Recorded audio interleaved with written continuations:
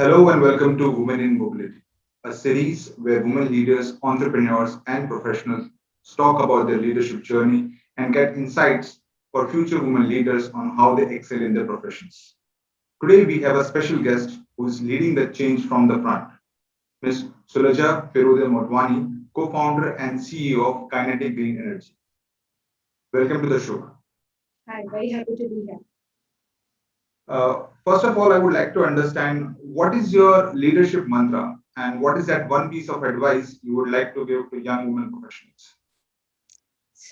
I think you said it when you introduced me, leading from the front. I believe in working closely with my team. I believe in working equal or longer hours. I believe in listening to the team. I believe in participating in inclusive management. So I think I've always been approachable. I've always been involved, and that's really been my style. And also straight shooting. I think people see through posturing, they see through if you're not genuine.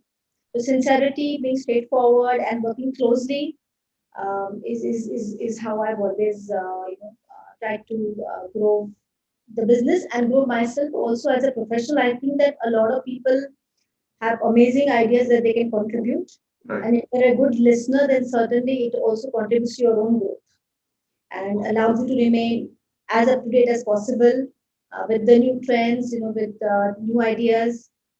So I think being open-minded is also very important. So, quite an open and participative environment that you have created around you. So, can you take us through your leadership journey? When did you think of your own venture and working independently? Of course, I've been part of the automobile industry for a long time now. And before I came back to India, I was working in the US at an investment analytics firm, quite different from automobile. And there I have seen entrepreneurship or from a different angle, which is being an employee, right? Which was quite useful and interesting for me. When I came back to India, I worked as part of Kinetic Group for many years, leading different areas. I grew from the ranks. Then I was running the two-wheeler business as managing director for several years. And once we restructured the business, where we set up a new JV with the Mahindras for our two-wheeler business, I was itching to do something absolutely new. Where I could really look ahead to the next 25 years and see where I wanted to take the group, and where whatever I had learned could really be put, as a foundation of that new journey, so to speak. And I became very interested in mobility, and I believe that EVs are the future of automotive technology. So I decided to set up a new company called Kinetic Green with me as employee number one. And we built a team from scratch. So one of the reasons why I did that is because I believe that EV is a new technology altogether. Right. And therefore it requires a different business model than an existing automobile model. It's Right. can be asset light vis-a-vis asset heavy.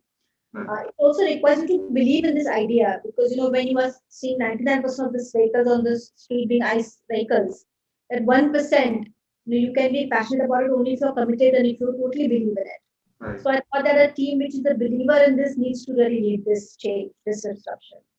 So we set up this new venture, and it kind of became sort of my second innings, if I can call it that. Okay. And so from there we built the company, but it sort of came about because I thought that the business needs to have its own flavor, its own business model, its own team of committed professionals, and that's why it was set up as a new venture within, of course, a Kinetic Group umbrella. But it was not really out of me wanting to do something independent. I'm Right. very much part of the family, and I really loved doing everything that we have been doing as part of Kinetic family, and so is part of the group.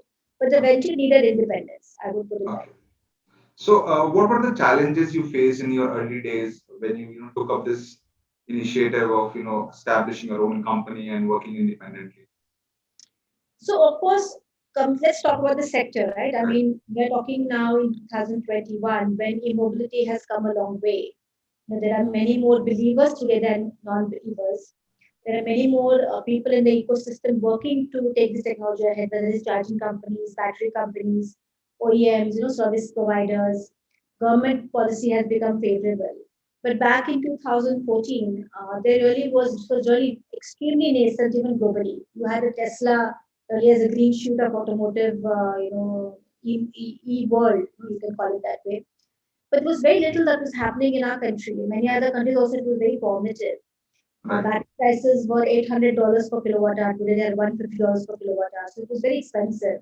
There was no policy framework, no government support available. So the whole ecosystem itself was a challenge. In that also, I think when people thought of electric, they thought about electric cars because Tesla was so popular. Right. Hardly anybody thought about electric two-wheelers and three-wheelers. In fact, I'll give you an anecdote. I came to know when I started this venture that Siam has been asked, by the government to look at EV ecosystem and come up with some suggestions, how India can, have its own journey in this. Right. I went to that meeting. There were many companies, but all of them were four-wheeler companies. Right. There were the Indian companies and the international companies, and there was Booz Allen as the advisor. So I said, well, what about three-wheelers and two-wheelers? Right. So we don't have that segment yet. Would you like to, look at that segment? I said, certainly, and I would like to bring in the other OEMs, who are working in this ecosystem Right. to participate in this group. That's when the whole focus on two and three wheelers started. And of course, India has come a long way with the government policies firmly towards supporting of electric two and three wheelers. As the early champions of this disruption. And these are vehicles which are becoming popular. But the whole ecosystem was new. There was no focus. There was no clarity.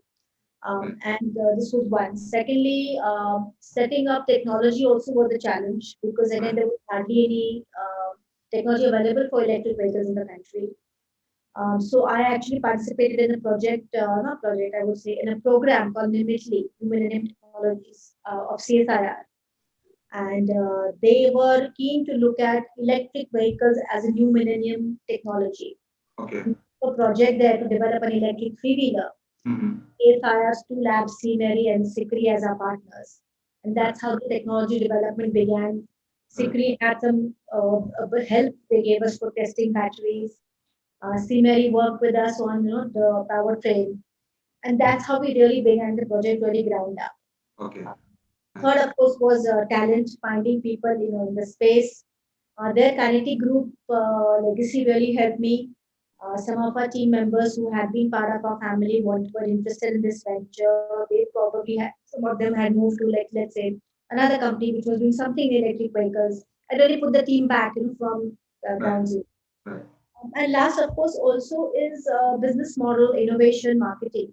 There were no buyers for EVs because EVs were expensive. There was no government policy framework. Right.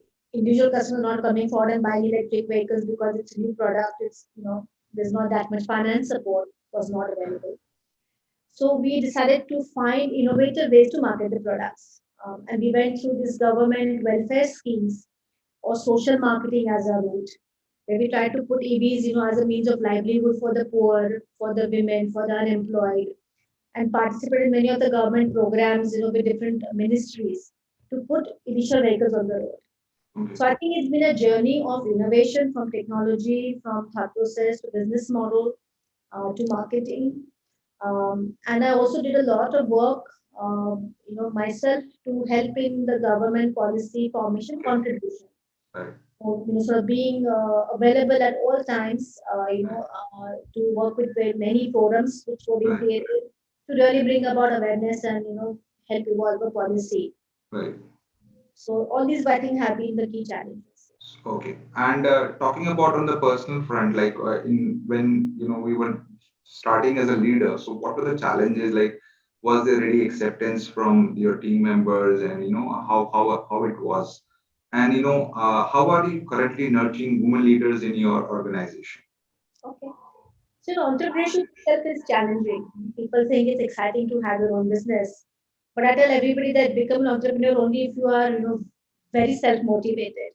Right. Because genuinely it is quite lonely at the top. Mm-hmm. And while you're the one taking all the risks, it is your, let's say, financial investment, it is your prestige, your name that's at stake.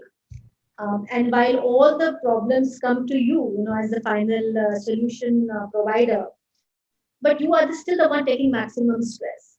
Right. So entrepreneurship is all about taking that stress, staying committed to the idea, seeing through the ups and downs, and still having the energy to motivate your team to stay committed, to the cause. So I Right. think for EVs, this has been a very key challenge where this whole environment is so new. There are so many unknowns more than Mhm. known variables, and so many things that are to be done. That it's been a test for me also, though I've been in the entrepreneurship for so many years, to really be able to keep that commitment, to keep the passion burning, and to bring that energy to the business. Where despite ups and downs, we are moving forward and creating, something which we believe is going to be a, multi-million-dollar business in the coming years. So I think that's been exciting. Now coming to your other question about women leaders, I think that women are making good progress in almost all the areas, and women have always led, in the academics. And now there is a very interesting time that earlier women became, the parents made them, not made them, encouraged them to get good education, Right. but many of them still did not pursue their careers. And secondly, they followed, let's say, a traditional path. You become a doctor, you become an engineer, Engineer. so on and so forth. Now, I think that is both of these are changing. First of all, women are, taking the plunge to explore their their professional capabilities more and more. And secondly, they are also moving out of the traditional path. There are now so many more areas open which women are going for. Like you have women chefs, you have women artists, you have women engineers, astronauts. I mean, I think they're taking the plunge to explore many more areas. Right. So I think even e-mobility, which is a completely new field, Mhm. and automobile is now more about software and electronics than about the traditional mechanical Right. beast that it used to be. I think there are many more opportunities for women to come forward and Okay. participate in this new disruptive technology. Okay. According to you, in the industry like automotive, what's lacking in the organizations today, that prevents women from reaching the top leadership roles? So I think that when I look back, I think it has been one of the most established industries globally. And traditionally, automobile industry had been more male oriented. Again, because you had a much more shop floor Why? focus, right? Right. Shop floor also was all about a lot of engineering, processing, manufacturing, right? And that's why more men chose that, right? Mhm. Because maybe it required a little bit more, physical Right. labor, so to speak. Right. And that's how the business has evolved. Whereas if you look at another industry like advertising, right, Right. where it's always been more about office environment and it's been about creativity, more women have been part or in the industry, or if you look at finance, Right. because it's desk work, right? So I think one of it is that traditionally it evolved this way. Therefore, you have more men and less women. In fact, when I came to Kinetic, we didn't even have uh, facilities, bathrooms for women in R&D. Right? I said, why Mhm. don't we have any women in R&D? They said, well, we don't have a ladies' toilet. So, it was not something that was uh, Right. really thought about because that's how things worked. Uh, but I think that, so it's been probably because of legacy to some extent. But I think now, as I said before, even automobile is becoming more about electronics and software and styling and lifestyle Right. than just about making a machine, right? Because Mhm. there's so many products out there that differentiation has also become more about the features and the Mhm. interface and the experience to the customers. Right.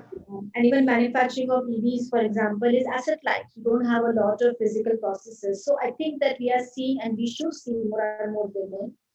And I Okay. would like to encourage our own group as well as all the automotive groups to bring more women into their workforce because Mhm. they can contribute a lot.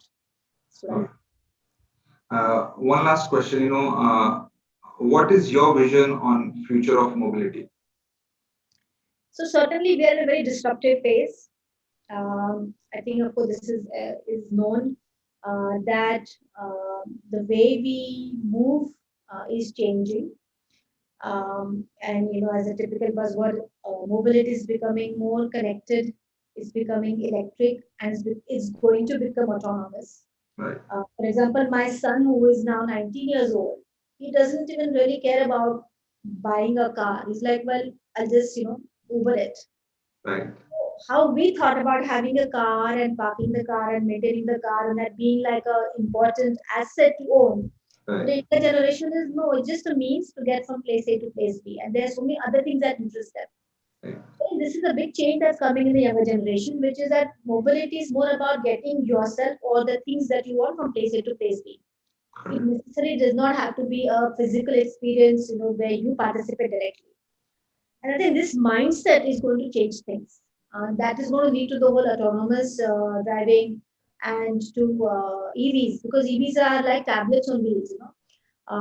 Everything can be customized and they're very easy to use and very easy to maintain. So for the younger generation who's more about gadgets, EVs, is something that they can relate to. They understand it.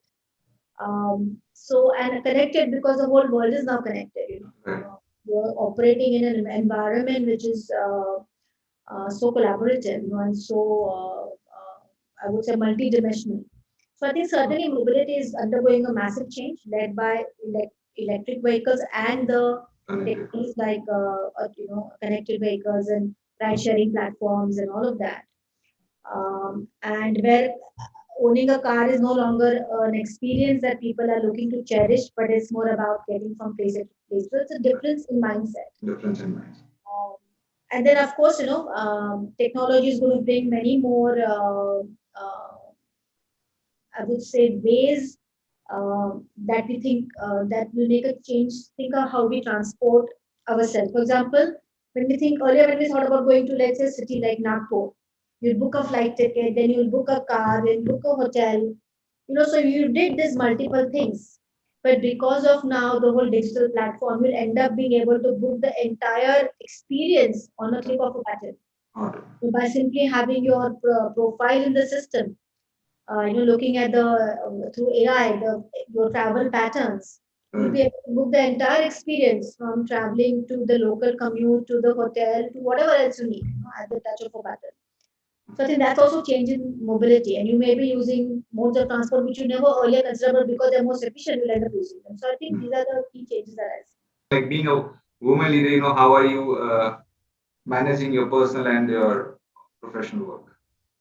So, well, I've always considered my gender to be a non-factor in a sense that I never thought that because I'm a woman, I have an advantage or a disadvantage, or I should take advantage or feel disadvantaged. Right.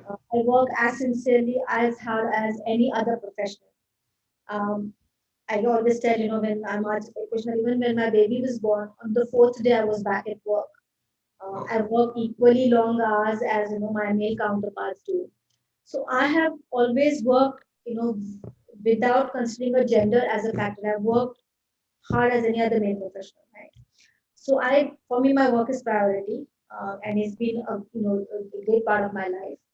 At the same time, I love being, part of my family. I love being a mother, and I like to do justice to that as well. So I think then what you end up doing is you end up saying that okay, the other things are important to me, and then you end up deprioritizing other things. Maybe I don't have time to go shopping, or I have lunch with my girlfriends, or have maybe less time for leisure.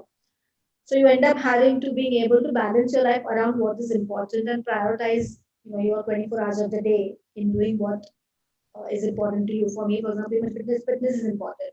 Right. Whenever I feel that I'm being stretched in managing all these, I say that look, even the president of United States or the prime minister of India also has just 24 hours in a day. Right. If they can run what they are running with the 24 hours, I should be able to manage my tasks in the 24 hours that I have. Got it. So I think prioritizing is one. Secondly, I think that I always try to take my family along, in the sense that they should know what I'm trying to do, what are my goals, what are my dreams, what are my difficulties. Many women go to office, they come back, they work hard, they come back home, then they keep it aside and then they focus on the domestic duties. Whereas the husbands come home and then they need to relax because they're tired at work.